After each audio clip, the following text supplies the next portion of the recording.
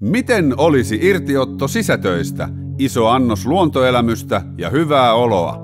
Hienoja maisemia, järviä, kukka-ahoja, vaaroja, vanhoja metsiä, kallioita, soita, puroja, järven rantaa, monipuolista maastoa. Näitä kaikkia löytyy Kolin kansallispuistossa ja sen lähistöllä kulkevalta Herajärven kierros retkeilyreitiltä hyvien liikenneyhteyksien varrelta.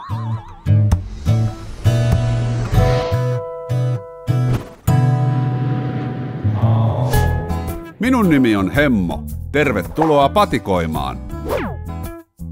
Herajärvi ja sen ympäristö ovat upeaa retkeilyseutua.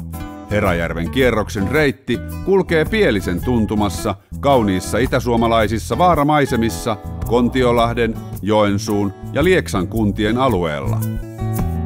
Herajärven kierros, retkeilyreitti sijaitsee Kolilla, suomalaisessa kansallismaisemassa, jonne on kautta aikain saapunut suurmiehiä ja taiteilijoita ihailemaan ja inspiroitumaan.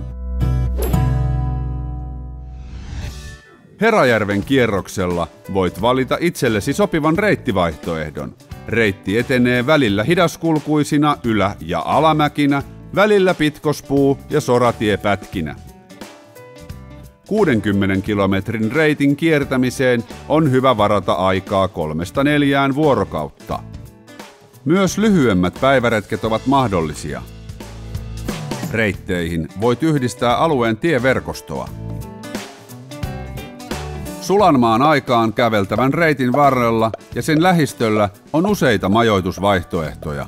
Telttapaikkoja, vuokratupia, aittoja, laavuja sekä hotelli- ja lukuisia loma-asuntoja Kolilla. Majapaikoista kannattaa kysellä myös ruokailumahdollisuuksista. Vaativalle reitille ei kannata lähteä nälkäisenä. Reitillä ylitetään vesistöjä. Yhden kerran vetolautalla ja toisen kerran kahluuvaijerin avulla. Muista varustautua oikein ja varata vesipulloja mukaasi. Äläkä unohda tärkeintä apuvälinettä, karttaa.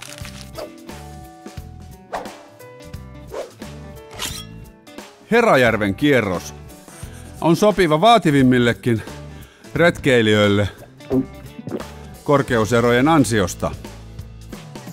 Lokakuussa Herajärven kierroksella myös juostaan vaativa ja suosittu Vaarojen maraton!